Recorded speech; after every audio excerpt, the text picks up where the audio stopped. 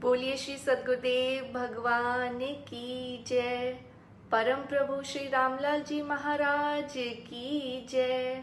योग योगेश्वर श्री चंद्र मोहन जी महाराज की जय। सभी को जय गुरुदेव। आज हम श्रीमद् भगवत गीता के पहले अध्याय के 14वें श्लोक पे चर्चा करेंगे। अब इस श्लोक की एक अद्भुत महत्वता है और वो इसलिए है क्योंकि अभी तक जो ये विचित्र दृश्य चल रहा है उसमें पहली बार भगवान श्री कृष्ण और अर्जुन भगवान का वर्णन किया गया है। अभी तक हमने संजय जी, धृतराष्ट्र जी और कौरवों का वर्णन सुना, लेकिन अब इस श्लोक से भगवान श्री कृष्ण और अर्जुन भगवान का अलौकिक दृश्य शुरू होता है। तो संजय जी कह रहे हैं, ततः श्वेते हययुक्ते महती स्यन्दने स्थितौ माधव पांडवः च एव दिव्यो शंखो प्रदद्मतु। अब इसका क्या अर्थ हुआ?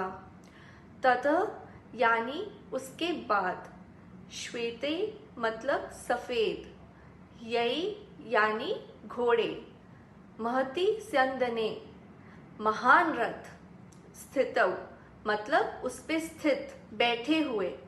तो अगर हम इसे जोड़ें, इसका अर्थ हुआ और उसके बाद सफेद घोड़ों वाले उस महान रथ पर बैठे हुए। अब इसे हम थोड़ी और गहराई से देखते हैं। यहाँ महान शब्द का प्रयोग किया गया है। क्यों सिर्फ रथ नहीं कहा गया, महान रथ क्यों कहा गया है?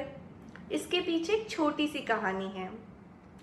एक बार अग्निदेव खांडव वन को जलाने का प्रयास कर रहे थे, लेकिन उस वन में इंद्रदेव के मित्र तक्षक नाग अपने परिवार के साथ वास करते थे। तो उन्हें बचाने के लिए इंद्रदेव जल बरसाने लगे। अब यहाँ से अग्निदेव अग्नि बरसाएं और उधर से इंद्रदेव जल। तो अग्निदेव ब्रह्मा जी के पास चले गए और पूछने लगे कि इंद्रदेव से कैसे विजय पाएं। तो ब्रह्मा जी ने उन्हें भगवान श्री कृष्ण और अर्जुन भगवान जी के पास भेज दिया। तो अर्जुन भगवान ने उन्हें कहा कि ठीक है, मदद तो हम आपकी करेंगे, पर आपको हमें शस्त्र देने होंगे।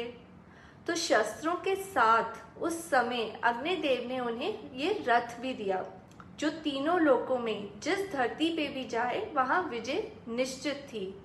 तो इसलिए इस रथ को महान रथ कहा गया है, महती स्यन्दने। अब अगर हम दूसरे कथन पर आए, माधव पांडवः च एव, यानी कि माधव और पांडव ने दिव्य यानी दिव्य, शंखो यानी शंख, प्रदद्मतु बजाया, माधव और पांडव ने दिव्य शंख बजाया।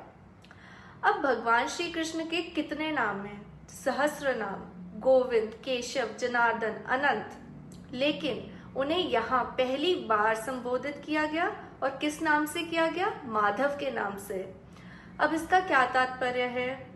माधव यानी माधवी के प्राणनाथ, भाग्य की देवी के प्राणनाथ, और जहाँ प्रभु श्री कृष्ण हैं वहाँ माँ लक्ष्मी तो होंगी ही होंगी। तो यहाँ माधव कहने से तात्पर्य है कि दोनों भगवान श्री कृष्ण और भाग्य की माँ भगवान अर्जुन के साथ हैं। और पांडव यानी पांडु के पुत्र अर्जुन भगवान, उनके लिए ये शब्द प्रयोग किया गया है। दिव्य शंख, दिव्य क्यों? क्योंकि भगवान श्री कृष्ण और अर्जुन भगवान ने वो शंख बजाए, अलौकिक ध्वनि और उत्साह के लिए वो दिव्य शंख बजाए। तो इस श्लोक से भगवान श्री कृष्ण और अर्जुन भगवान के भव्य और दिव्य दृश्य का प्रारंभ होता है। क्योंकि कौरवों का दृश्य समाप्त होने के बाद संजय जी ने ये कहा, और फिर सफेद घोड़ों वाले भव्य रथ पर स्थापित माधव और पांडव ने भी दिव्य शंख बजाए। बोलिए श्री सद्गुरुदेव भगवान की जय।